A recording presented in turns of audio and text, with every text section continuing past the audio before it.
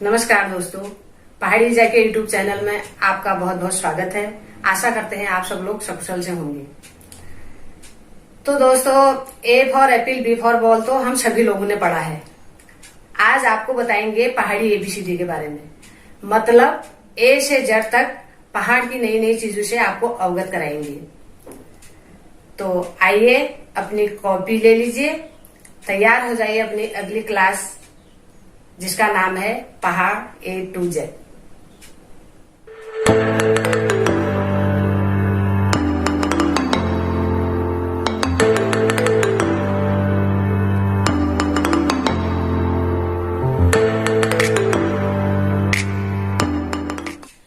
तो आइए शुरू करते हैं।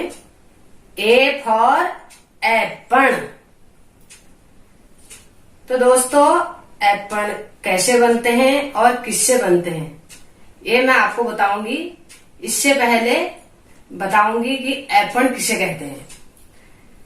जैसे दोस्तों आपने देखा होगा, कोई भी शुभ अवसर पर रंगोली बनाई जाती है। रंगोली जैसे तरह तरह के पेंट से, कलर से, या रंगीन चावलों से, या अलग अलग फूलों से रंगोली बनाई जाती है।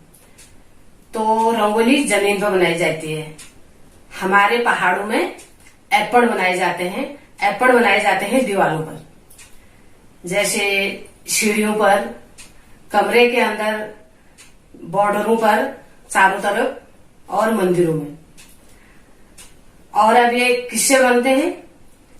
ये चावल के पेस्ट से बनते हैं।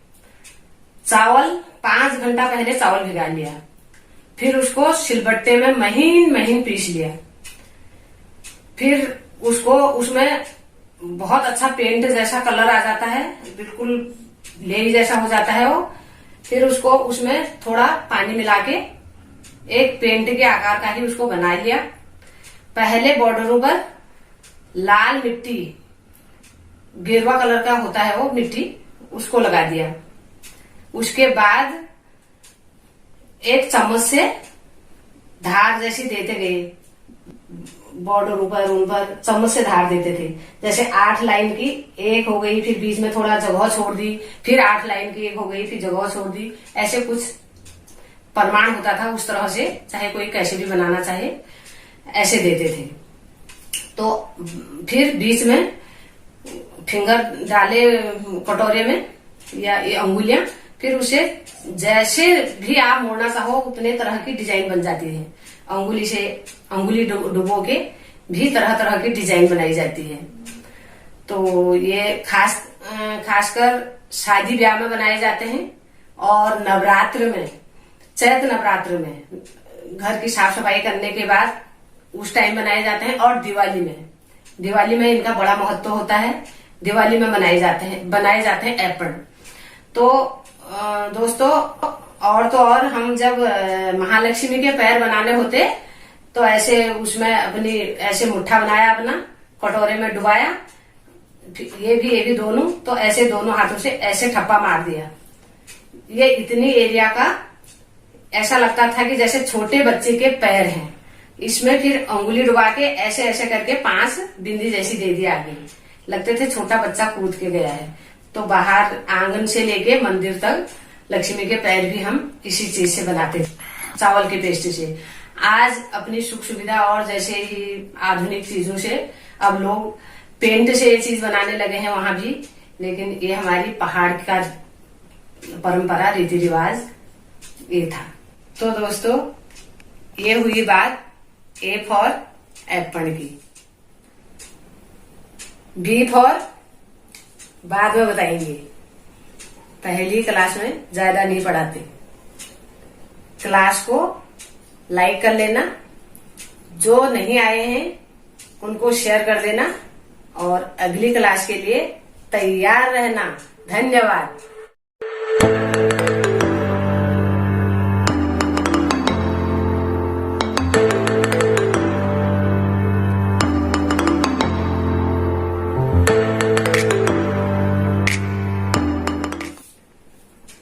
नमस्कार दोस्तों।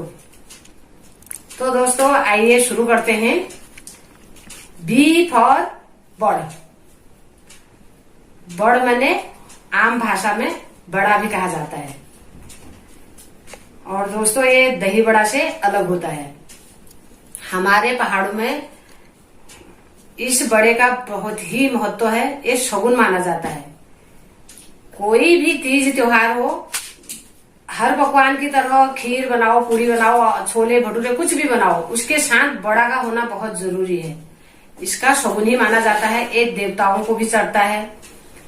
सबसे पहले तो ये नामकरण संस्कार हो या अन्नप्राशन संस्कार हो या शादी ब्याह हो, सब में ये बड़ा बनता है।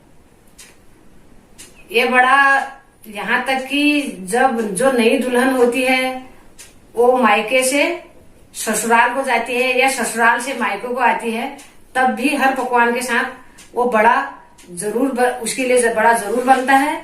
और उसका आदान प्रदान भी होता है। मायके से ससुराल को भेजे जाएंगे पूरी के साथ बड़, और ससुराल से मायके को। इसका इतना महत्व होता है। अब दोस्तों ये किस चीज का बनता है और कैसे बनता है ये मैं आपको बताऊंगी। ये बनता है काली उड़द की दाल का। हमारे पहाड़ों में इसको माश भी कहते हैं। ये पहली रात से भिगाया जाता है और दूसरे दिन सवेरे इसको मिक्सी या सिलबट्टे में पीसा जाता है। इसमें नमक, मिर्च, हल्दी, गरम मसाला और चुटकी भर इसमें हींग डाला जाता है। इसको पकौड़ी की तरह डाल के बनाया जाता है। देखने में तो ये एक छोटा छोटा होता है, इसका नाम इसका बड़ा होता है। तो दोस्तों ये थी बड़बर बात। शिव और चमू पूजना मतलब चमू देवता की पूजा करना। तो दोस्तों चमू देवता कौन होते हैं? चमू देवता होते हैं दूध, दही, घी, मक्खन, छाछ, मट्ठा, इसका भंडार भरा रहता है। तो ये चमू देवता की देन मानी जाती है, इसलिए उनकी पूजा की जाती है। जैसे हमारे पहाड़ों में 11 दिन में बच्चे का नामकरण होता है, इसी तरह गाय का बछड़ा या भैंस का बछड़ा होगा तो उसका भी 11 दिन में नामकरण किया जाता है। फर्क इतना है दोस्तों, बच्चे के नामकरण में पंडित जी आते हैं और रिश्तेदार आते हैं। तो गाय और भैंस का बच्चा होता है तो उनके नामकरण में उनके घर वाले ही कोई सयाना आदमी उसकी पूजा कर देता है, उसका नामकरण कर देता है। मतलब तो 11 दिन में जब उसका नामकरण होता है तो गाय को भी और उसके बछड़े को भी तिलक लगाया जाता है। उसकी वहां पर पूजा धुपैण की जाती है और उसके दूध का आटे को घी में भून के दूध से, लापसी बोलते हैं उसको, वो पकाया जाता है और सारे गांव में बांटा जाता है। तो 22 दिन में फिर उसकी पूजा की जाती है और उसके दूध का उस दिन खीर बनाई जाती है। तो खीर को भी सारे गांव में बांट दिया जाता है होता है। तो उस दिन चमू देवता की पूजा भी की जाती है। उस दिन खीर के साथ पुए भी बनाए जाते हैं। तो पुए बना के चमू देवता को दूध की धार या दूध का कुंड बना के चढ़ाते हैं। कोई नारियल भी चढ़ाते हैं। तो उनका नाम लेके कि हमारी गाय बच्चियां हमेशा हमारा दूध होते रहे और सुखी रहें, स्वस्थ रहें, निरोग रहें और इनको कोई कष्ट ना आए, इसलिए चमू देवता की पूजा की जाती है। और दूर कहीं जैसे दुनागिरी, जैसे वैष्णो देवी का मंदिर दूर है, ऐसी चमू देवता का मंदिर भी कहीं दूर होता है। कोई साल 2 साल या 5 साल में जिसके घर में दूध दही होता है तो वहां ले जाके वो मंदिर में जाके भी पूजा करते हैं। नहीं तो अपने घर में स्मरण करके चमू देवता की पूजा करते हैं। ये हुआ शिव और चमू देवता। डी फॉर देर हो गई, बाद में बताऊंगी। तो दोस्तों क्लास को लाइक कर लेना, जो नहीं आए हैं उनके लिए शेयर कर देना, बोलना कि अगली क्लास में जरूर आए। धन्यवाद। नमस्कार दोस्तों, पहाड़ी जगह यूट्यूब चैनल में आप सभी लोगों का बहुत बहुत स्वागत है। आशा करते हैं आप लोग सकुशल होंगे।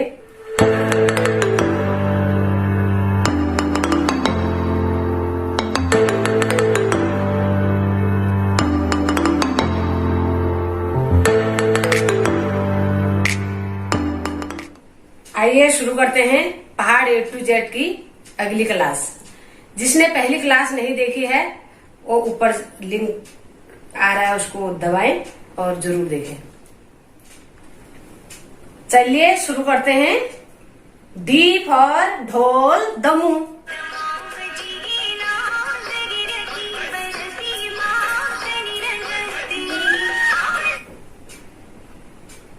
चलिए डांस करने में रहते हो, अब पढ़ाई शुरू करते हैं। तो दोस्तों डी फॉर ढोल दमू। ढोल दमू जैसे शादी ब्याह में और गीत संगीत में बजने वाला एक बाजा या यंत्र, जिस तरह से बैंड बाजा बजाया जाता है, जिस तरह से हारमोनियम तबला बजाया जाता है या ढोलक मजीरा बजाया जाता है, उसी तरह से पहाड़ का ये बाजा है ढोल दमू। ढोल दमू उत्तराखंड के परंपराओं का हिस्सा है, पहाड़ के संस्कृति का प्रतीक है। तो दोस्तों ये थी डी फॉर ढोल दमू पर पार। E for इतुकै। तो दोस्तों इतुकै मतलब कम सा या थोड़ा सा। जैसे मेरे पास कोई चीज बहुत कम है या बहुत थोड़ा सा है, उसको पहाड़ी में बोलते हैं मेरे पास इतुकै छू। तो ऐसी एक सा लगने वाले दो शब्द हैं। मेरे पास इतुकै छू मतलब कम है, और दूसरा शब्द है मेरे पास इदुगै छू। इदुगै मतलब बहुत ज्यादा। तो दोस्तों ये दो शब्द एक सा में आप अंतर कैसे कर पाओगे, इसके लिए मैं बता रही हूं। मेरे पास इतुकै छू। इतुकै मतलब जिसके आखिरी में क आ रहा है, इसका मतलब मेरे पास कम है। और मेरे पास इदुगै छू मतलब मेरे पास बहुत ज्यादा है। तो दोस्तों ये हुई ई पर बात। एफ फॉर फिर बाद में बताएंगे। आज के लिए इतुकै छू। धन्यवाद। नमस्कार दोस्तों, पहाड़ी ईजा के यूट्यूब चैनल में आप सभी लोगों का बहुत बहुत स्वागत है। आशा करते हैं आप सब लोग सकुशल से होंगे। आइए शुरू करते हैं पहाड़ A to Z की आज की क्लास। जिसने पहले की क्लास नहीं देखी है तो ऊपर दिए गए लिंक को दबाएं और जरूर देखें।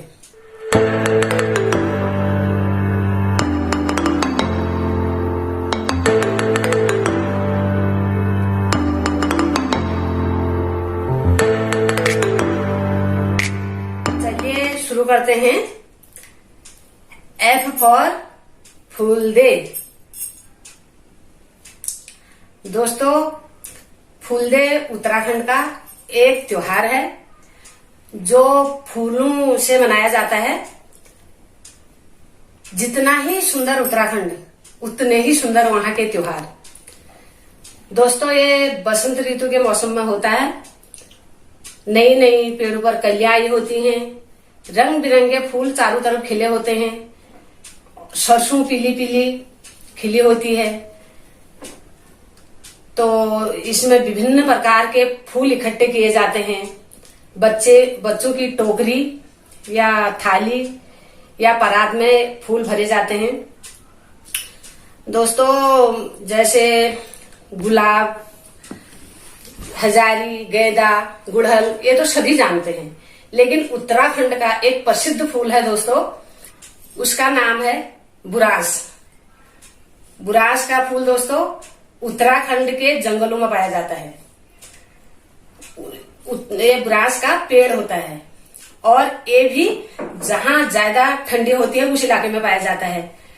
जैसे दुनागिरी और चौबटिया में, इस तरह के ठंडे इलाकों में ये फूल पाया जाता है। एकदम चादर जैसा लाल फूलों से ढका ये बुरांस का फूल बहुत ही सुगंधित और आकर्षित करने वाला लगता है। ये बुरांस के फूल का जूस भी बनाया जाता है। आप उत्तराखंड जाएंगे तो बुरांस का जूस जरूर पिए और जरूर लाएं। ये मन के साथ साथ तन को भी शांति देने वाला है। दोस्तों बुरांस का फूल चार पांच लोग जाके जंगल से तोड़ लाते हैं झोला भर भर के, और गांव में जो नहीं जा पाता है उनके सबके बच्चों को थोड़ा थोड़ा फूल बांटते हैं। और इसके अलावा गेहूं के खेत में होने वाला एक बिल्कुल कमल जैसा देखने वाला मिसाओ का फूल भी होता है। हो सकता है और जगह भी होता हो, बड़ा सुंदर बड़ा प्यारा लगता है। तो ये विभिन्न प्रकार के फूलों से जब टोकरी थाली या परात जिसमें भी बच्चों का बनाया जाता है वो बर्तन में भरा जाता है। ये चैत मास के एक पैट मार्च में 14 या 15 तारीख को ये त्योहार पड़ता है। वैसे तो उत्तराखंड में हर महीने 1 गते को नया महीना जब शुरू होता है तो जरूर कुछ न कुछ त्योहार पड़ता है। तो ये फूल खेलने जाते हैं बच्चे ये त्योहार में। जो बहुत ज्यादा छोटे बच्चे होते हैं उनके साथ उनकी माँ या दादी वो लोग चले जाते हैं। ये फूल खेलने का मतलब सारे गांव में कोई घर छूटने न पाए, सब घर घर में जाके उनके दरवाजे पर फूल चढ़ाए जाते हैं। बोलते हैं फूल देही छम्मा देही, जितना दोगे उतना ही सही। ये करके गाना गा के फूल खेला जाता है। फूल खेलना इसको बोलते हैं, फूल चढ़ाए जाते हैं। और हर गांव की हर महिला बच्चों को चावल और गुड़ देते हैं। तो फिर खूब ढेर सारा चावल और गुड़ हो जाता है। ये जब शाम को इसका फुलखाज बनता है, शाम के टाइम थोड़ा चावल भिगा लिया, वही फूल खेल के जो चावल आता है, तो उस फूल खेल के चावल में उसमें कढ़ाई में थोड़ा सा तेल रख लिया। इस चावल में थोड़ा हल्दी मिलाई जाती है और गुड़ मिलाया जाता है, काला तिल मिलाया जाता है। तो इसको बोलते हैं फुलखाज। इसका उस त्योहार में, फूलदे के त्योहार में इसका प्रसाद माना जाता है। तो दोस्तों एक और नई बात इसमें यह है कि उस दिन से उत्तराखंड गढ़वाल या कुमाऊं में पूरा 1 महीने झोड़े गाए जाते हैं।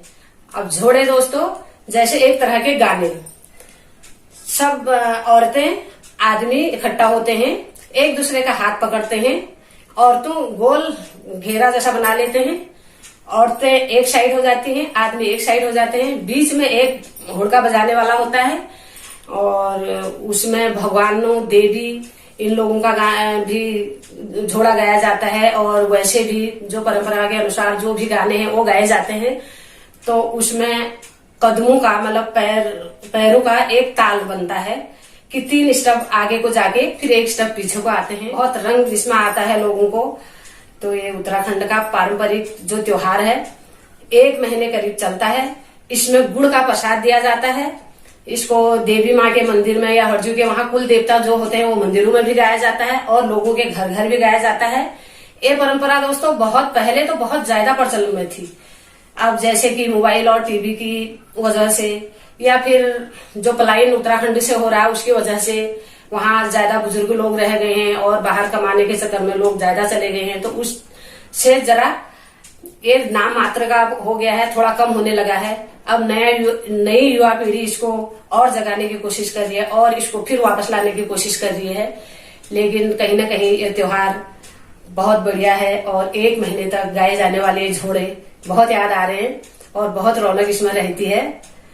तो दोस्तों ये थी एप फॉर फूलदे पर बात। तो दोस्तों ये तो हुई जी फॉर ज्ञान की बातें। पहाड़ A to Z का जी अगली क्लास में। तब तक अपना ख्याल रखिए, ध्यान रखिए, सुरक्षित रहें, स्वस्थ रहें। धन्यवाद। नमस्कार दोस्तों, पहाड़ी विजय के यूट्यूब चैनल में आप सभी लोगों का बहुत बहुत स्वागत है। आशा करते हैं आप सब लोग सकुशल से होंगे। तो आइए शुरू करते हैं पहाड़ A to Z की अगली क्लास।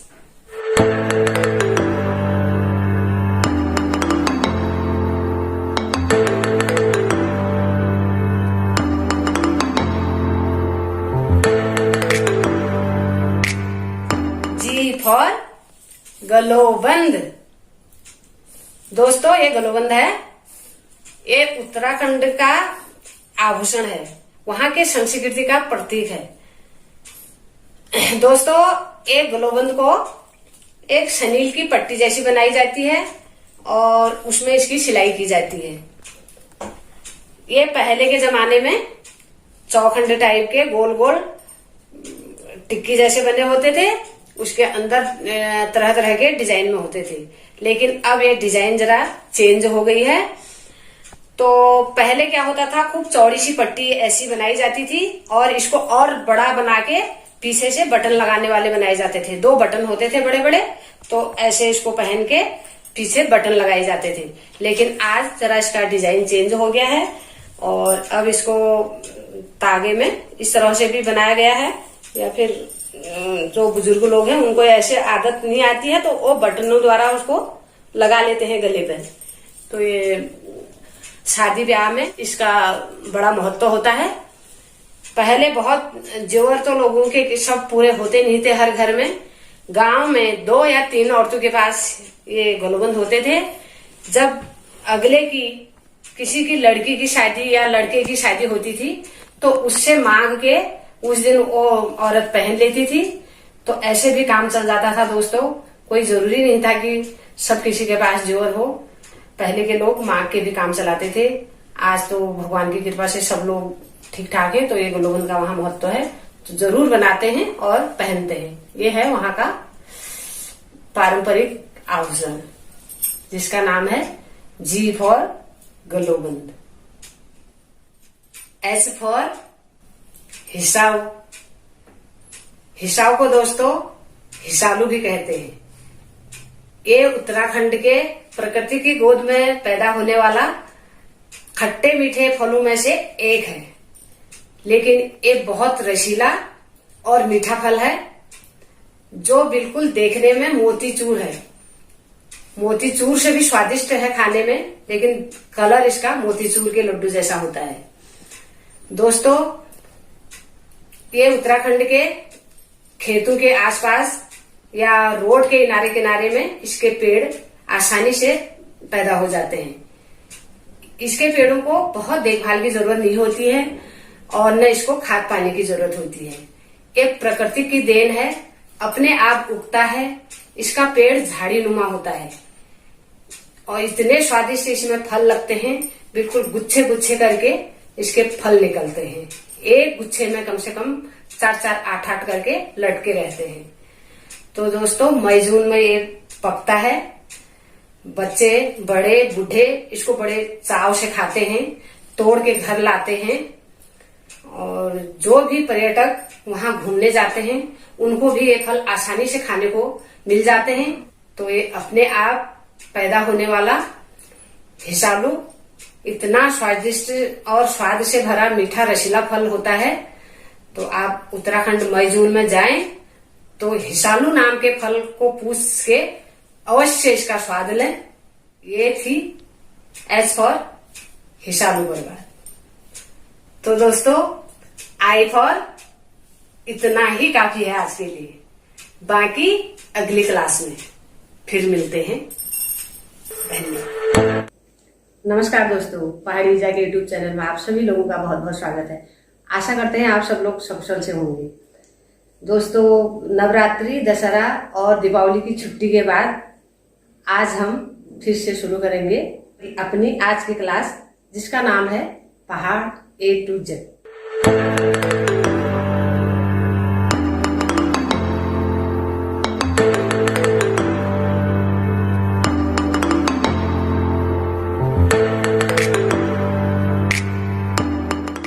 आई फॉर ईजा।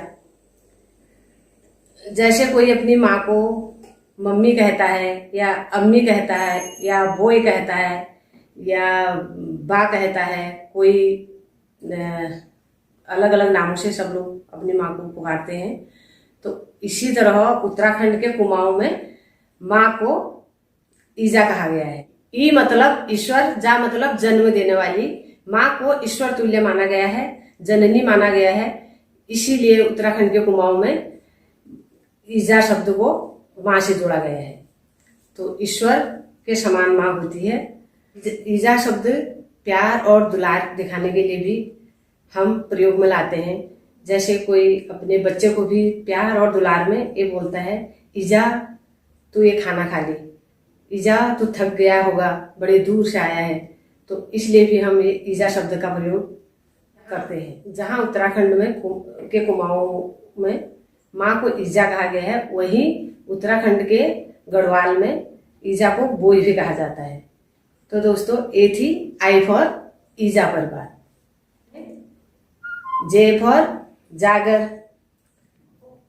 उत्तराखंड को वैसे भी देवभूमि कहा गया है, जैसे वहाँ सारे देवताओं का वास है, बद्रीनाथ, केदारनाथ, हरिद्वार। तो इसी तरह से वहाँ 4 धाम भी हैं और बड़े बड़े देवी देवताओं के मंदिर हैं। उसी तरह उत्तराखंड में एक जे फॉर जो जागर के बारे में बताने जा रही हूँ, वो भी एक देवताओं से ही मिली जुली बात है। जागर का मतलब है कि हर गांव में अलग अलग जगहों पर, हर क्षेत्र के हर गांव में जागर होती है। वो हमारे कुल देवता होते हैं, जिनको सर्वप्रथम हम पूजते रहते हैं। तो उनकी जागर होती है, ढोल और नगाड़े के साथ हम उनके आसन बिछा के उनको मनाते हैं और बुलाते हैं। तो उसमें जिस तरह से कहीं कोई कार्य करने में हवन कराया जाता है, उसी तरह से उनका आवाहन हम लोग करते हैं। जब हवन करते हैं तो वहां पर आम की लकड़ी इकट्ठा करते हैं और उसको हवन कुंड बोलते हैं। उसी तरह हमारे वहां जब उनकी जागर लगती है तो वहां पर जो हम लकड़ी इकट्ठा करते हैं उसको हम बोलते हैं ईनन, और जो वहां पर जलने वाली चीज होती है उसको बोलते हैं धुनी। वो धुनी जलाई जाती है, उसमें ईनन डाले जाते हैं और तो वहां फिर अग्नि प्रज्वलित की जाती है। उसमें धुनी में आग जलती है, तो उसमें देवताओं का आह्वान किया जाता है। वो देवता हमको दर्शन देते हैं। वो हमारे कुल देवता होते हैं। हर जगह के अलग अलग देवता होते हैं। किसी के भूमि देवता हुए तो किसी की कालीरामा, किसी के हरजू देवता, किसी के गगनाथ आदि आदि अनेक नामों से उन देवताओं का आह्वान किया जाता है। सब लोगों के अलग अलग होते हैं। तो ये थी जे फॉर जागर। के फॉर काफी है आज की क्लास के लिए, और बाकी अगली क्लास में। वीडियो को आगे शेयर कीजिएगा। देखते रहिए पहाड़ A to Z। धन्यवाद।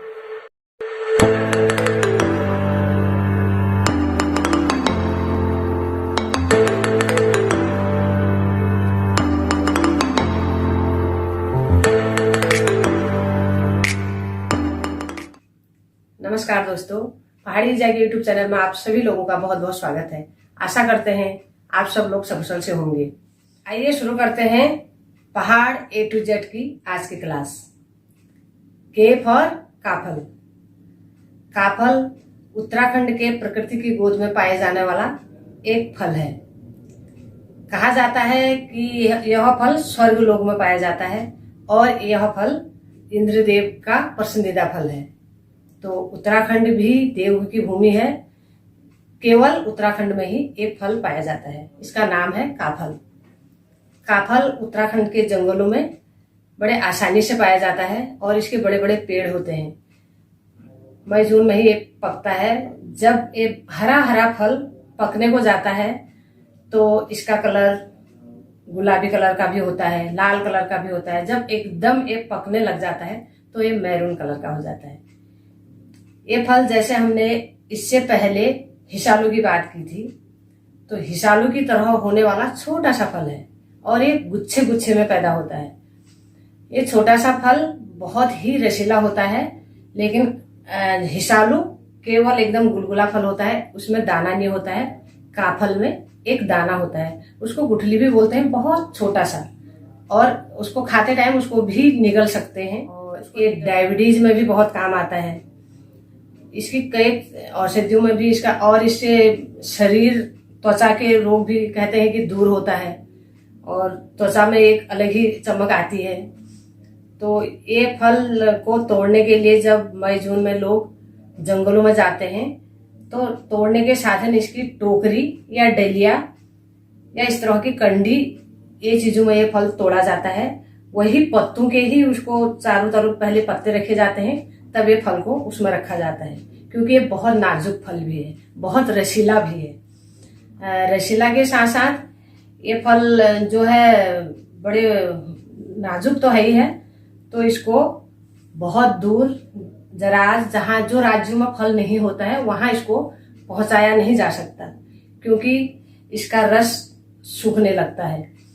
तो अगर जहाँ जो राज्यों में जो स्थानों में ये फल नहीं होता है तो उत्तराखंड आके ये फल का स्वाद चख सकता है, और वहां के बाजारों में ये आसानी से उपलब्ध हो जाता है। लोग जंगलों से तोड़ के इसको बाजारों में बेचने के लिए लाते हैं। और ये तो दोस्तों, इसको सिंपल तो ऐसे खाया ही जाता है, वैसे भी इसमें खट्टा मीठा स्वाद आता है। इसके अलावा इसको सरसों के तेल और पहाड़ी नून, जिसको एक तरह का नमक ही है, जिसको मिर्च और लहसुन आदि डाल के बनाया जाता है, उसको मिला के खाने से इसका स्वाद चौगुना बढ़ जाता है। तो इसको इस तरह भी खाया जाता है। तो दोस्तों, काफल पर उत्तराखंड में कई पौराणिक गाने भी बने हैं, कई कहानियां भी बनी हैं जो हकीकत है। आप नीचे में दिए गए लिंक को दबाएं और जरूर देखें कि उसमें काफल के बारे में क्या क्या कहानी है और क्या। नमस्कार, स्वागत है आप सबका अपना पहाड़ के YouTube चैनल पर। किस्से कहानियां सुनना किसे पसंद नहीं, इसीलिए उत्तराखंड की एक लोक कथा को आज हम आपके बीच लेकर आए हैं। खट्टे मीठे काफल से जुड़ी ये एक भावनात्मक कहानी है। आशा करते हैं कि कहानी के उस पार आप भी इससे जुड़ाव महसूस कर सकेंगे। आइए सुनते हैं कहानी काफल की। मैं भी बहुत जल्दी इस पर एक गाना बनाने वाली हूँ, जो आप जल्दी ही YouTube में देखेंगे। ए थी के फॉर काफल पर बात, एल फॉर अब लेट हो गई है, बाद में बताएंगे अगली क्लास में। नमस्कार दोस्तों, पहाड़ी गिजा के YouTube चैनल में आप सभी लोगों का बहुत बहुत स्वागत है। आशा करते हैं आप सब लोग सकुशल होंगे। आइए शुरू करते हैं पहाड़ A to Z की आज की क्लास।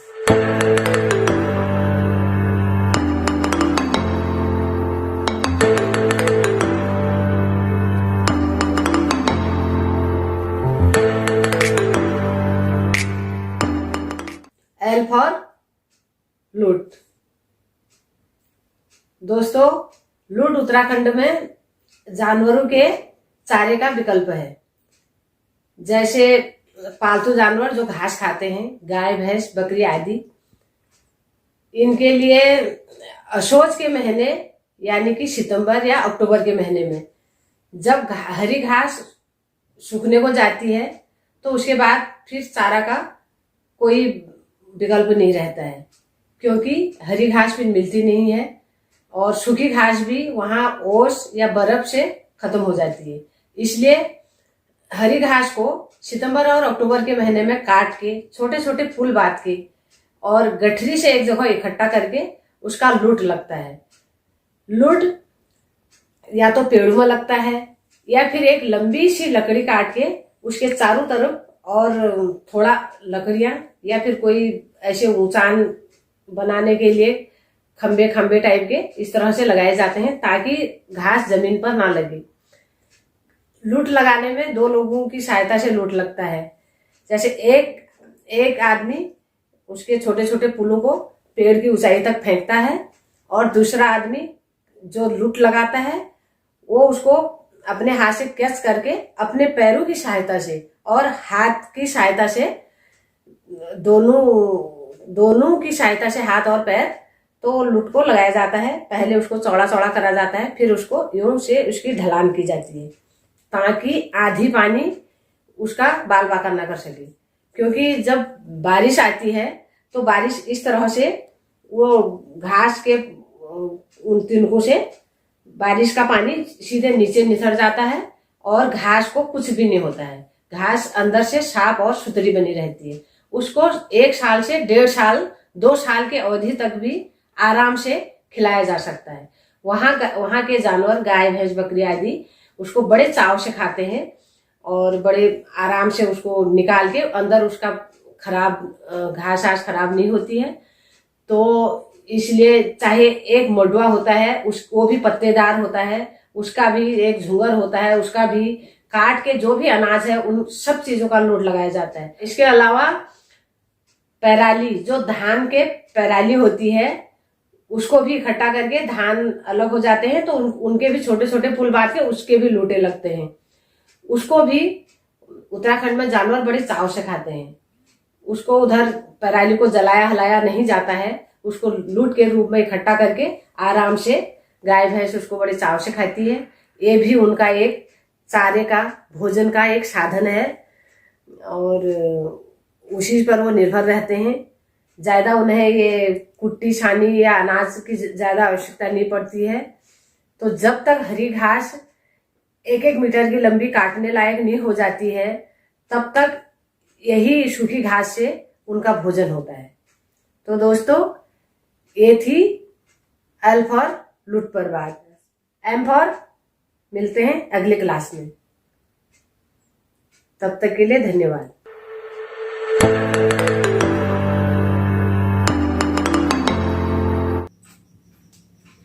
नमस्कार दोस्तों, पहाड़ी जाके यूट्यूब चैनल में आप सभी लोगों का बहुत बहुत स्वागत है। आशा करते हैं आप सब लोग सकुशल होंगे। तो आइए शुरू करते हैं पहाड़ A to Z की आज की क्लास।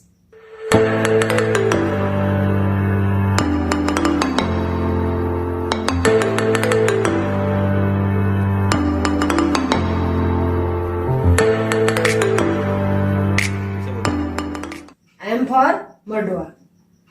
मडुआ उत्तराखंड में पैदा होने वाले अनाजों में से एक है जिसकी रोटी बनाई जाती है।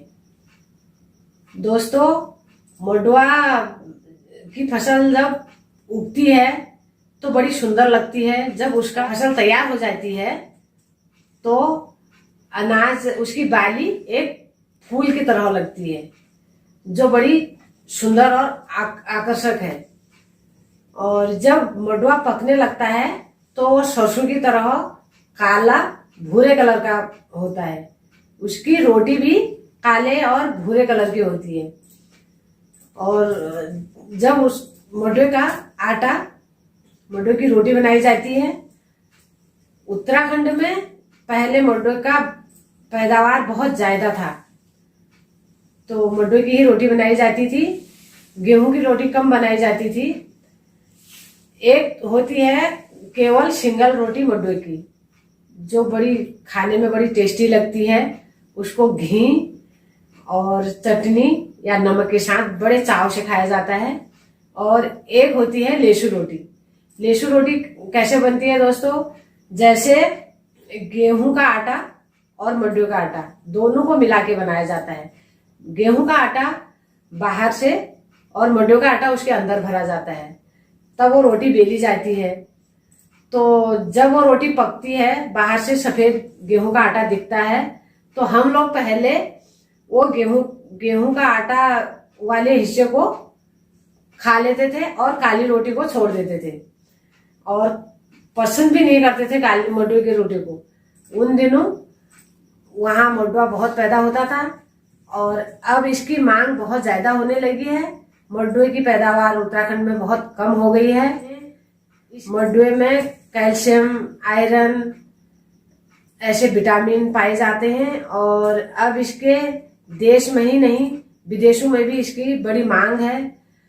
विदेशी कंपनियां इसके बिस्कुट बना रही है, चॉकलेट बना रही है और आयुर्वेद भी इसकी काफी दवाइयां बनाने को जा रहा है। तो इसलिए इसकी मांग बहुत ज्यादा हो गई है। मडुए की गुणवत्ता और महत्ता को देखते हुए इसकी मांग काफी बढ़ गई है। देश विदेशों में भी इसको खरीदा जा रहा है। इसलिए उत्तराखंड में इसको एक व्यवसाय के रूप में भी देखा जा रहा है। अब मडुए से जुड़ी मैं एक बात आपको और बताती हूँ, क्योंकि अब ठंड का मौसम आ चुका है। मडुए की तासीर गर्म होती है और मडुए के रोटी के साथ साथ मडुए का हलवा भी बड़ा स्वादिष्ट और गुणकारी होता है। इसलिए ठंडी में इसका हलवा खाया जाता है। इसको अन्य हलवे की तरह ही बनाते हैं, लेकिन इसमें गुड़ डाल के ज्यादा फायदेमंद है। इसको मडुए का हलवा बनाएं और इसमें गुड़ डालें, ये आपके स्वास्थ्य के लिए बड़ा लाभकारी और ठंडी से बचने के लिए भी काफी कारगर है। तो ठंडी में ये हलवा खाया जाता है, गर्मी में नहीं खाया जाता है, इसलिए मड्डू का हलवा ठंडी में जरूर बनाएं। तो दोस्तों, ये हुई एम फॉर मड्डू पर बात। एंड फॉर नेक्स्ट वीडियो में, तब तक के लिए धन्यवाद। नमस्कार दोस्तों, पहाड़ी जाके यूट्यूब चैनल में आप सभी लोगों का बहुत बहुत स्वागत है। आशा करते हैं आप सब लोग सकुशल से होंगे। दोस्तों, शुरू करते हैं पहाड़ A to Z की आज की क्लास।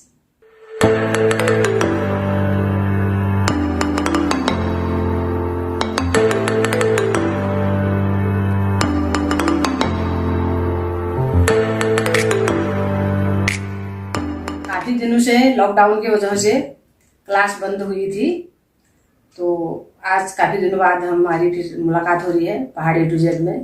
पहाड़ A to Z में हम आए थे। आज आपको बताएंगे N फॉर निशान। जिसने पहले की क्लास नहीं देखी हो वो ऊपर दिए गए लिंक को दबाएं और जरूर देखें। N फॉर निशान। निशान दोस्तों उत्तराखंड के पारंपरिक संस्कृति का एक प्रतीक है। निशान एक तरह के झंडा है। जैसे मंदिरों में झंडा फहराया जाता है, ऐसे ही उत्तराखंड में शुभ कार्य करने से पहले निशान फहराए जाते हैं। जैसे शादी ब्याह में, देव कार्यों में या फिर ये होली में ये निशान फहराए जाते हैं। निशान दोस्तों एक जोड़े में होता है। एक जोड़े में मतलब 2 निशान। एक होता है लाल कलर का। लाल कलर का निशान जो होता है उसमें सफेद कलर से आकृतियां बनी होती हैं, और दूसरा होता है सफेद कलर का निशान जिसमें लाल कलर की से आकृतियां बनी होती हैं।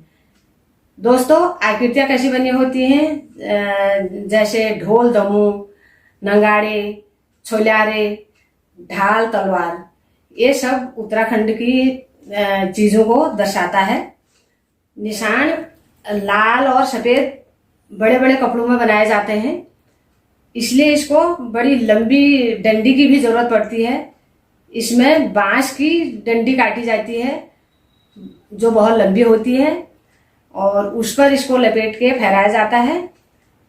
निशान के ऊपर शीश पर शिवजी का त्रिशूल बांधा जाता है, और त्रिशूल पर भी चुनरी बांधी जाती है, और निशान के तिकोना जो लहराने वाला कोन होता है उसमें घंटी बांधी जाती है। निशान फहराते टाइम उसको चंदन, रोली, अक्षत, फूल और धूप आरती से उसका स्वागत किया जाता है, और उसमें मिष्टान मीठे चीज से उसका स्वागत किया जाता है, और घंटी बजाई जाती है, शंख बजाया जाता है वहां पर, तब उसका शुभारंभ होता है। दोस्तों, कोई भी कार्य में, वहां पूजा पाठ में, वहां 2 निशान बराबर चलते हैं। जैसे एक निशान आगे से, बीच में जनता, आदमी, औरत, बच्चे, सब बूढ़े बाढ़े, और एक निशान पीछे से चलता है। तो ये देखने में बड़ा ही मनमोहक लगता है, बहुत सुंदर इसकी आकृति लगती है। बल्कि इसकी उपमा इसमें की जाती है कि जो बहुत सुंदर होता है उसे कहते हैं, अरे ये तो ओड़ी निशान जो देख रहे हो यार। मतलब कि एक निशान की तरह ये भी खूबसूरत लग रहा है। ये थी उत्तराखंड के N फॉर निशान पर बात। और अब आगे O फॉर आगे बताएंगे। धन्यवाद। नमस्कार दोस्तों, पहाड़ी जाके यूट्यूब चैनल में आप सभी लोगों का बहुत बहुत स्वागत है। आशा करते हैं आप सब लोग सकुशल से होंगे।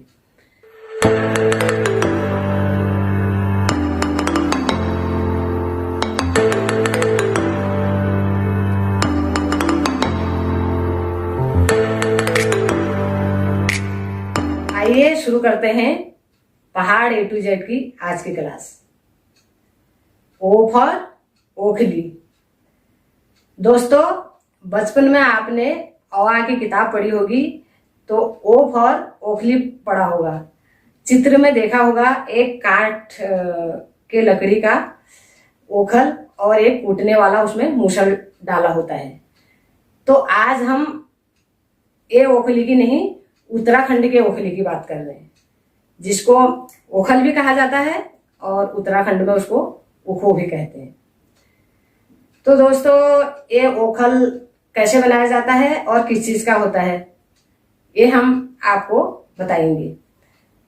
जैसे उत्तराखंड में एक काफी मजबूत और मोटे पत्थर का ये ओखल बनाया जाता है, जिसको काश्तकार गोलाई में काट के एक गहरा गड्ढा उसमें बनाता है ताकि उसमें कुछ सामान आ सके, कूटने वाला या धान वगैरह जो भी है, तो ऐसा गड्ढा बनाया जाता है उसमें। दोस्तों, ये बहुत भारी भरकम पत्थर बहुत मजबूत भी होता है, तो इसको रोज इधर से उधर लाने ले जाने में काफी दिक्कत होती है। अब इसको संसाधनों में कैसे आसानी से लाया जाए, या कैसे लाया गया है, ये मैं आपको बताऊंगी। जैसे यहाँ बाहर कहीं भी शहरों में घर बनाए गए होते हैं, तो घर के आगे एक जो आंगन होता है उसमें या तो सीमेंटेड होगा या उसमें टाइल्स डाले होंगे। तो वैसे ही उत्तराखंड के घर के आगे पटांगण होता है, जिसको पटान भी कहते हैं। उसमें जो है बहुत सारे पत्थर टाइल्स नुमा कटिंग में होते हैं, बड़े, वो भी ठीक ठाक मजबूत होते हैं, लेकिन ओखल के बराबर मजबूत तो नहीं होते हैं, क्योंकि जो बहुत बड़ा भारी भरकम पत्थर है। तो इसलिए उसकी जगह को रोज रोज इधर उधर ले जाने में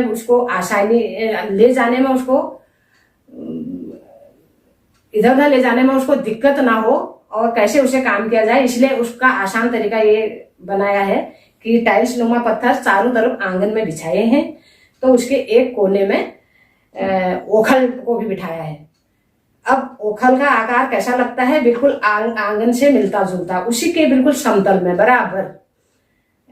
अब क्या आपको आंगन दिखने में बड़ा सुंदर लगेगा और एक जगह आपको एक गड्ढा दिखाई देगा, जो देखने में एक साधारण सा गहरा गड्ढा दिखाई देगा, लेकिन वो पत्थर इतना भारी भरकम है कि उसको काश्तकार उसको बराबर में बैठा के बहुत बढ़िया, मतलब देखने में भी अच्छा लगे और रोज रोज काम करने में भी आसान हो, इसलिए एक कोने में उसको बिठा दिया जाता है।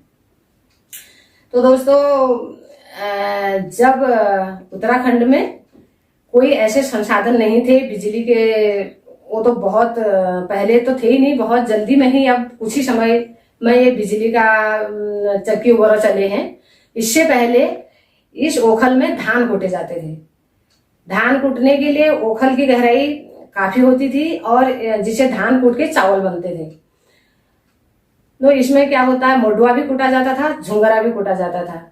अब जहां तक है धान कूटने का सवाल, किसी के कितने भी बड़ा परिवार था, तो उत्तराखंड की औरतें बड़ी परिश्रमी होती हैं, बहुत परिश्रम करती हैं, और ओखल कूटने में तो बहुत ही परिश्रम का काम है।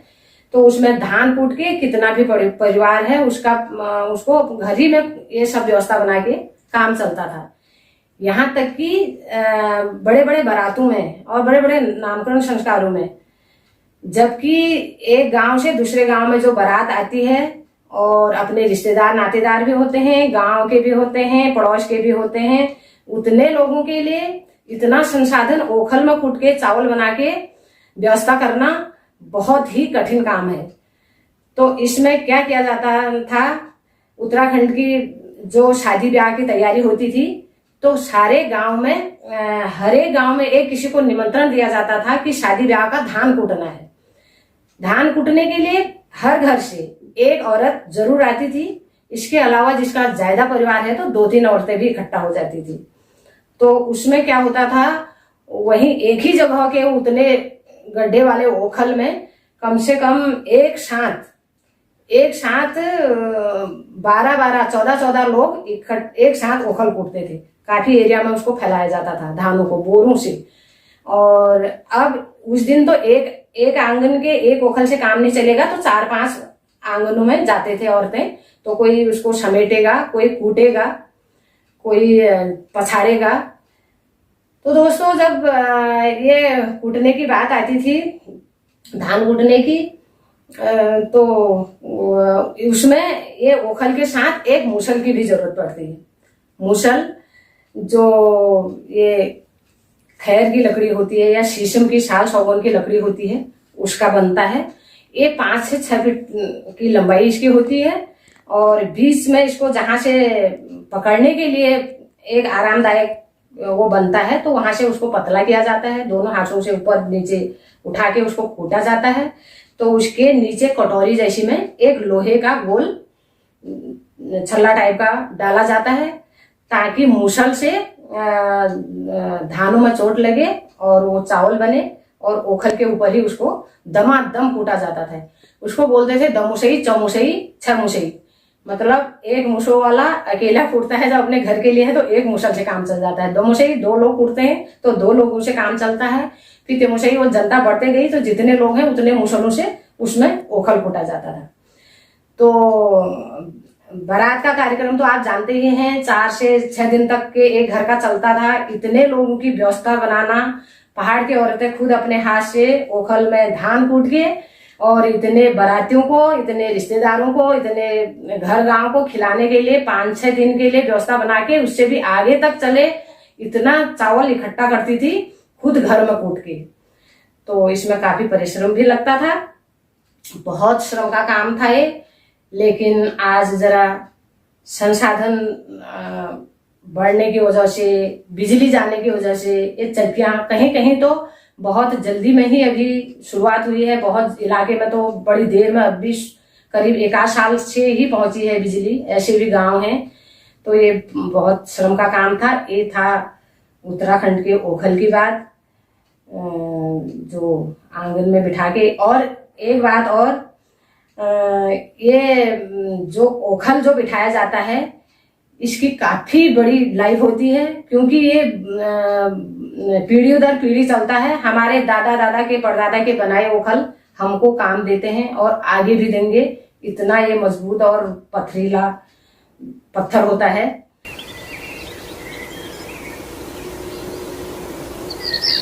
दोस्तों, ओखल जैसे हमारे एक तरह का अन्नदाता ही है। इसे हमको धान कूट के चावल मिलता है। इसी तरह से और चीज औजार भी होते हैं, तो उनकी हमारे उत्तराखंड में पूजा भी की जाती है। जैसे ओखल की पूजा की जाती है, हैया दोहर का एक त्योहार होता है। उस दिन ओखल में लाल गेरुआ रंग लगाया जाता है और उसके बाहर अच्छी अच्छी रंगोली बनाई जाती है और उसमें धूप और फूल, दीप वगैरह से उसकी आरती की जाती है। और वहाँ हल भी रखा जाता है, हल की पूजा भी होती है। इसलिए अन्न से जुड़े संसाधनों के हमारे वहाँ इन औजारों की पूजा की जाती है बड़े धूमधाम से। और उस दिन उस ओखल में बड़े ऊंचे तक धान भरा जाता है। उसको कोई लेबर या अपने काम करने वाले को दान में दिया जाता है। तो ये त्योहार के रूप में भी मनाए जाते हैं हमारे वहाँ। इन संसाधनों को पूजा जाता है। तो दोस्तों, ये थी उत्तराखंड के ओखल पर बात। और पी फॉर फिर बताएंगे। तब तक के लिए धन्यवाद। पी फॉर पिरू हमारे उत्तराखंड के लिए चीड़ का पेड़ एक वरदान है। तो इसके झाड़ू बनाए जाते हैं और दरवाजे के जो चौखट होते हैं उसका काम करेगा। देखो ये है, ये खींचे हैं वही में। हमें जो एक पीला इसका अभी निकला है। अरे यार,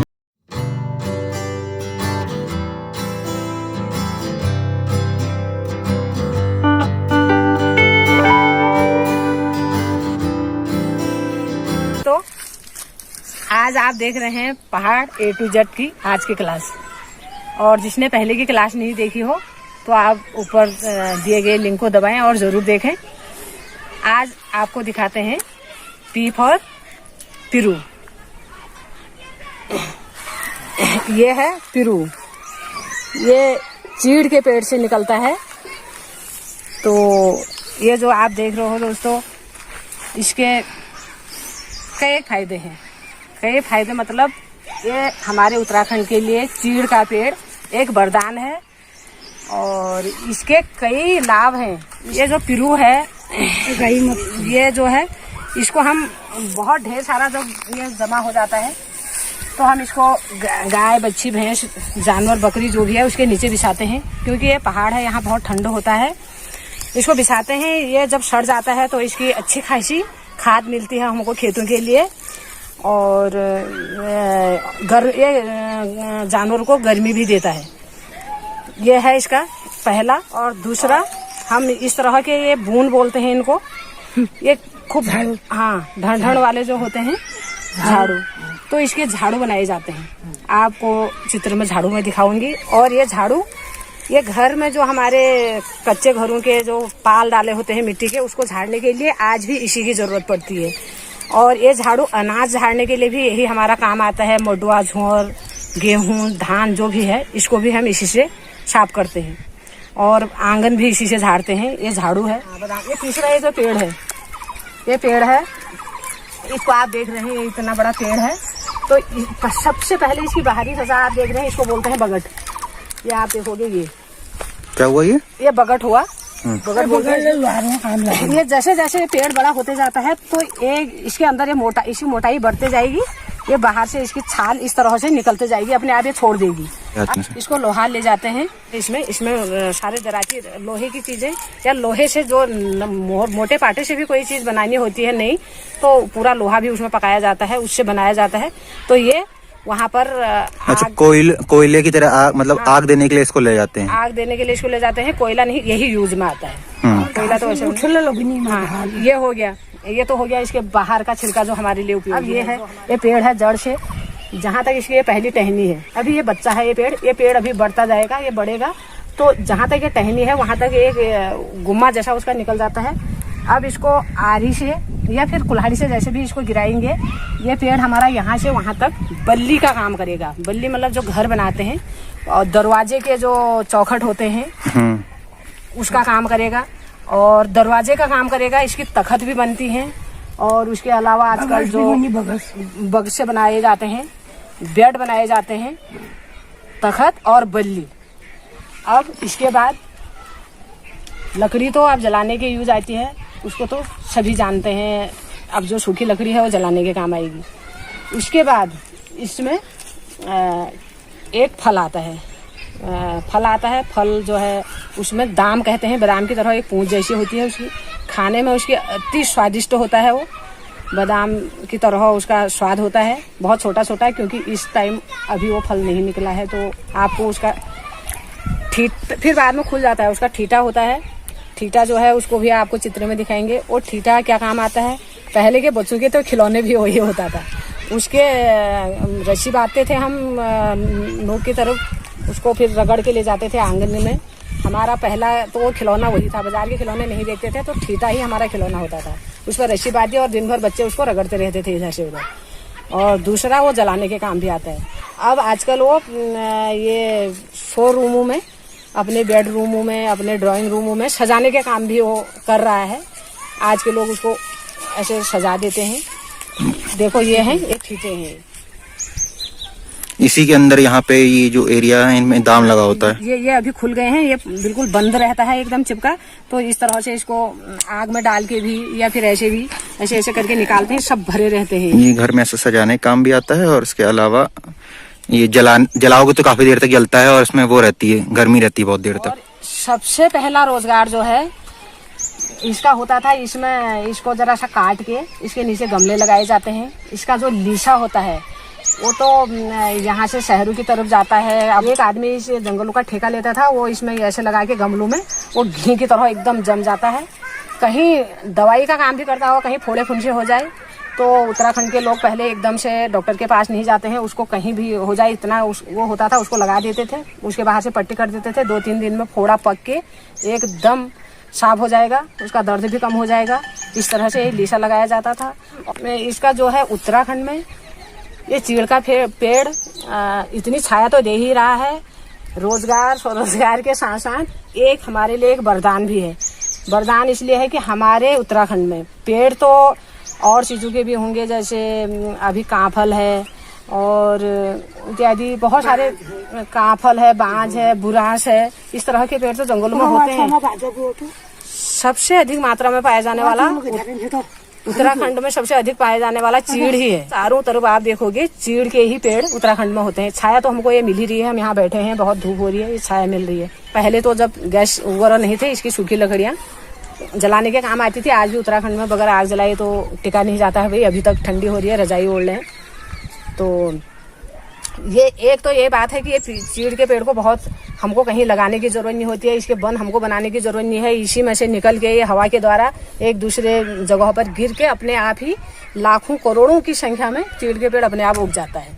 और एक हमारे भाइयों को रंग लगाने का भी बड़ा महत्वपूर्ण चीज थी, मैं आपको दिखाती हूँ। हम जब जंगलों में जाते थे होली के समय में, हमें जो एक पीला पीला इसका अभी निकला है अरे यार अब नहीं होगा, ये होगा कि नहीं होगा, इसको मैं दिखाती हूँ आपको। इसके हम भाभीयों को रंग लगाते थे इसका, नहीं मुझे लगता है ये ज्यादा वो हो गया, अब पक्का हो गया। ये जब कच्चा होता है तो इस तरह से इसमें अभी तो नहीं, इसे फफूले जैसे हो गए, नहीं तो ये एकदम इसके अंदर नीचे कलर जैसा निकलता था, कलर जैसा। ये दिख रहा है ना तेरे को थोड़ा थोड़ा, ये इस तरह कलर जैसे हम सब गालों में मल देते थे उनके। हमारे रंग लगाने का भी काम ही आता था। तो और भी इसके कई काम होंगे। छिलुक, इसमें जो लकड़ी आग जलाने से पहले जो छिलुक होते हैं उसके नीचे जड़ से, वो हमारे लिए बहुत महत्वपूर्ण होता था। और हाँ, एक महत्वपूर्ण बात और इसके मैं बताती हूँ। जैसे पतझड़ सारे पेड़ों में हुआ है, एकदम पेड़ नंगे हो जाते हैं, उसके बाद उसमें नई कलियां आती हैं, नए पत्ते आते हैं, नए फूल फल आते हैं। अब ये चीड़ का पेड़ जो है हमको हमेशा हरा भरा दिखाई देता है। पतझड़ इसका भी होता है, जब हमें भी जंगलों से जाके ये पिरूज जो हमें कटोरते हैं, ये पतझड़ इसका हो गया, नीचे इसके ढेरों लग जाएंगे। यहाँ पर तो एक पेड़ है तो, लेकिन ये नए कलियां कब निकल जाती हैं धीरे धीरे, ये पेड़ कब हरा हो जाता है। सूखा आपको एकदम ये कभी नहीं होता है। तो इस तरह से इसकी ये नई कलियां ये निकल रही हैं, आप देख रहे हैं। तो ये कब निकल जाती हैं, कभी इतने बड़े हो जाते हैं, कभी ये झड़ जाता है, ये चीड़ ही जाने, इसकी महिमा भगवान ही जाने। लेकिन ये हरा भरा हमेशा दिखता है, सूखा कभी नहीं दिखता है, और पेड़ एकदम पतझड़ होके गिर जाते हैं। नमस्कार, थैंक यू। ये वीडियो आप देखिए और अपने आगे भी इसको अपने दोस्तों के लिए शेयर कीजिएगा, लाइक कीजिएगा। अच्छा लगेगा तो जिसने चीड़ के बारे में जाना है तो आप कमेंट बॉक्स में लिखकर बता सकते हैं। धन्यवाद। नमस्कार दोस्तों, पहाड़ी जाके यूट्यूब चैनल में आप सभी लोगों का बहुत बहुत स्वागत है। आशा करते हैं आप सब लोग सकुशल से होंगे। तो दोस्तों, काफी समय के बाद आज हम स्टार्ट करने जा रहे हैं पहाड़ A to Z की आज की क्लास।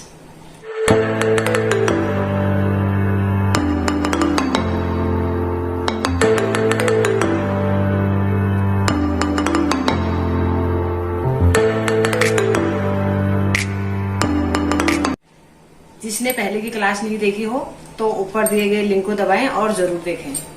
Q फॉर किलमड़ उत्तराखंड में काफी पाया जाता है। छोटे छोटे पेड़ होते हैं इसके, जैसे जंगलों में भी खूब पाया जाता है, और जहाँ नाले गधेरे जैसे होते हैं वहां भी पाया जाता है, कहीं खेतों के किनारे किनारे भी। ये पेड़ को लगाया नहीं जाता है, ये अपने आप ही होता है, बल्कि इसको बाकायदा जो खेतों के इधर उधर होता है, कांटेदार पेड़ होता है तो इसको काट भी दिया जाता है। और इसमें बैगनी कलर का फल आता है। जब इसका फूल आता है तो फूल पीला कलर का फूल आता है, तो इसकी फूल की चटनी बनती है। बहुत स्वादिष्ट इसकी चटनी बनती है। बल्कि जब हम लोग तो छोटे छोटे थे, उत्तराखंड के लोग तो इस बात को सुन के अपने दिन उनको याद आ जाएंगे। यह है कि हम जब गाय बछू के लेके नदियों में पानी पिलाने वगैरह जाते थे तो पत्थरों की वहाँ कमी नहीं थी, साफ सुथरे और पानी भी, पत्थर भी सब मिल जाता था। तो वो पीले पीले फूलों को तोड़ के नमक मिर्ची ले जाके उसकी चटनी बना के वहाँ ऐसे हाथ में रख के ही चाट लेते थे। बहुत प्यारी उसकी चटनी होती है। उसके बाद फल तो पहले हरे कलर का होता ही है, ये पकने के बाद बैगनी कलर का हो जाता है। बहुत अच्छा और बहुत रसीला खट्टा मीठा फल ये होता है। तो मई जून में ये बड़े आसानी से उत्तराखंड में पाया जाता है, उस टाइम पकता है ये फल। और इसके अलावा जो इसका पेड़ है, किलमोड़ू का जो पेड़ है, ये बहुत ही सुंदर पेड़ होता है। ये पेड़ होता है हल्दी के कलर का। अगर इसको काटोगे जैसे बिल्कुल हल्दी होती है इस तरह का पेड़ होता है। अगर इसकी जड़ निकालोगे तो जड़ में जैसे 12 सिंगा का आपने देखा होगा कि अलग अलग सिंग जैसे फूट जाते हैं उसमें, वैसी उसकी जड़ एक किलमड़ू की जड़ में वैसी उसी तरह का निकलता है। जैसे 12 सिंगा का सिंग होता है उसी तरह से इसकी जड़ होती है। तो जड़ को लोग निकाल के अपने घर में शो के लिए रखते हैं। अगर इसको वैसी भी रखा जाए तब भी इसकी काफी सुंदरता है। अगर इसमें कुछ पेंट कर दिया जाए, पॉलिश जैसी कर दिया जाए, मतलब पेंट हरा पीला नहीं, उसमें कोई वही कलर का पीले ही कलर का थोड़ा पेंट कर दिया जाए तो इतना मजबूत ये होता है कि ये वर्षों वर्षों तक रहता है। तो लोग इसको अपने घरों में सजाने के लिए बैठक कमरों में इसको भी लगाते हैं। ये थी क्यू फॉर किलमाड़ू पर बात। सुनने के लिए धन्यवाद। नमस्कार दोस्तों, पहाड़ी ईजा के यूट्यूब चैनल में आप सभी लोगों का बहुत बहुत स्वागत है। आशा करते हैं आप सब लोग सकुशल से होंगे। तो दोस्तों आइए शुरू करते हैं पहाड़ A to Z की आज की क्लास। जिसने पहले की क्लास नहीं देखी हो वो ऊपर दिए गए लिंक को दबाएं और जरूर देखें।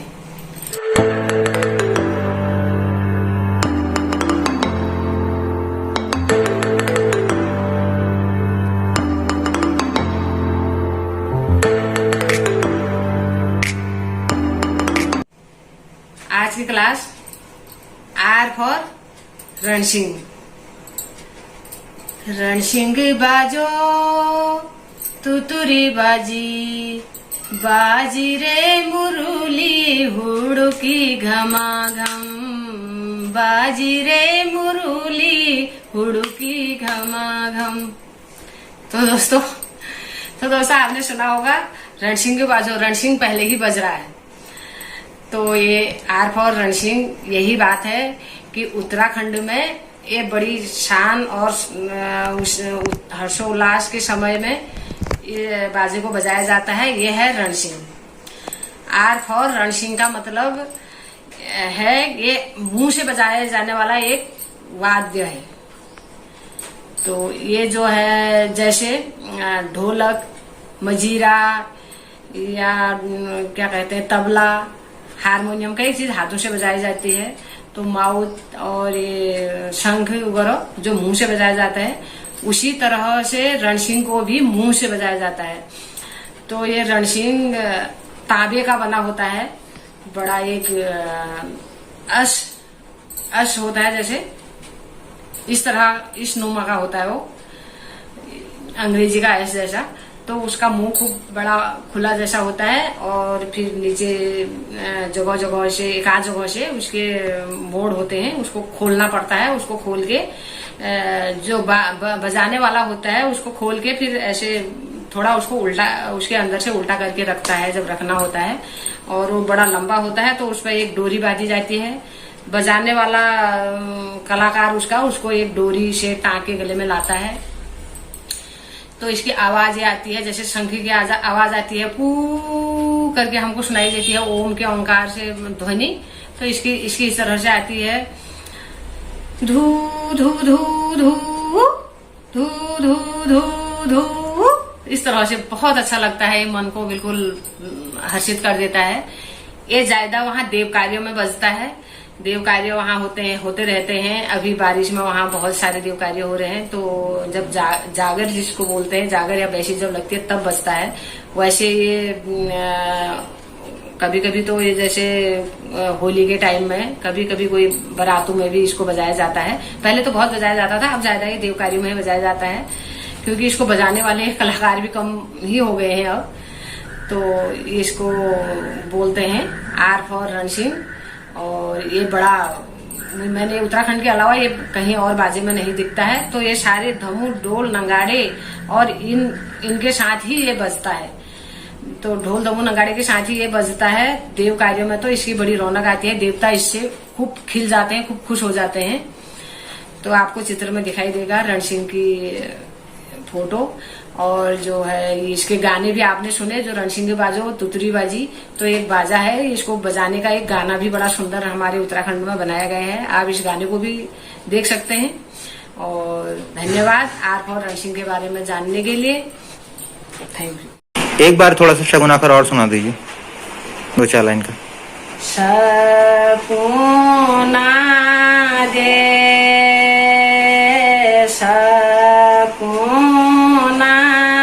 दे श्री रामचंद्र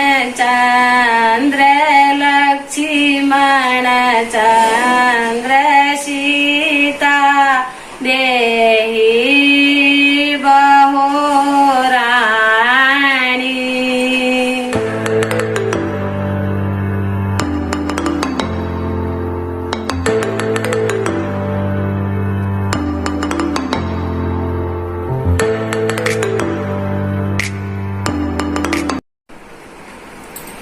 नमस्कार दोस्तों, पहाड़ी जा के यूट्यूब चैनल में आप सभी लोगों का बहुत बहुत स्वागत है। आशा करते हैं आप सब लोग सकुशल से होंगे। आइए शुरू करते हैं पहाड़ A to Z की आज की क्लास। जिसने पहले की क्लास नहीं देखी हो तो ऊपर दिए गए लिंक को दबाएं और जरूर देखें। तो दोस्तों आज शुरू करते हैं S फॉर शगुन आखर। शगुन आखर मतलब शगुन माने शुभ, आखर माने शब्द, शुभ शब्द। ये उत्तराखंड की भाषा में शगुन आखर बोला जाता है। दोस्तों उत्तराखंड में शगुन आखर को आपको थोड़ा सुनाते हैं गाना। पहले शकुना दे शकुना दे श्री रामचंद्र लक्ष्मण चंद्र सीता दे। तो दोस्तों ये मैंने थोड़ा ऐसे गा लिया, लेकिन यह है शगुन आखर। सब कार्य होने से पहले शुभ कार्य है, इसका शुभ होता है। ये ज्यादातर होता है शादी ब्याह में, वैसे नामकरण और देव कार्यों में भी इसको रखा जाता है, लेकिन शादी ब्याह में इसको जरूर रखते हैं। 2 महिलाएं बहुत कलाकार, बहुत एक्सपर्ट, जिनको इस चीज का ज्ञान होता है, उनको बुलाया जाता है, उन्हें निमंत्रण दिया जाता है। वो ये शगुन आखर को लंबे भाग से गाते हैं और ये इसकी सब विधि जानते हैं। जैसे गणेश पूजन पहले होता है तो गणेश पूजन में उस टाइम ये शगुन आखर से शुरू करेंगे। पहला लाइन यही होगा कि शकुना दे शकुना दे। फिर उसके बाद हर चीज को उससे उनका मेल होता है, जो आवाहन किया जाता है भगवान को, गणेश भगवान को या फिर और देवों को, फिर उसके बाद पितृ देवों को, तो उनको इसका ज्ञान होता है। वो गाते हैं अपने लय में इसको, और हर किसी के बस की बात नहीं है ये कलाकारी भी। उनको घर के भी सारे सदस्यों का नाम पता होता है। जिसका नाम पता नहीं होता है वो आशीष के रूप में या उनके कार्य में आप आइए, उनके कार्य को सफल बनाइए करके उनके नामों को भी ले लेके उसमें लगा के गाते हैं। तो ये वो महिलाओं को शगुन, ये गाने का शगुन भी मिलता है। और हर दफे जैसे पंडित अपना शादी करेगा तो बीच में उनकी जरूरत होती है, तो पंडित जी उनसे इशारा करते हैं कि अपना शगुन, आप अपना शुभ शगुन को आप स्टार्ट कीजिए। तो ये सुना आपने S फॉर शगुन आखर पर बात। और आगे वीडियो देखते रहिए, शेयर करिए, लाइक करिए, अपने रिश्तेदारों को भी सुनने के लिए बहुत बहुत धन्यवाद। एक बार थोड़ा सा शगुन आखर और सुना दीजिए, 2-4 लाइन का। शकुना दे शकुना दे श्री रामचंद्र लक्ष्मण चंद्र सीता देहि बहुरानी।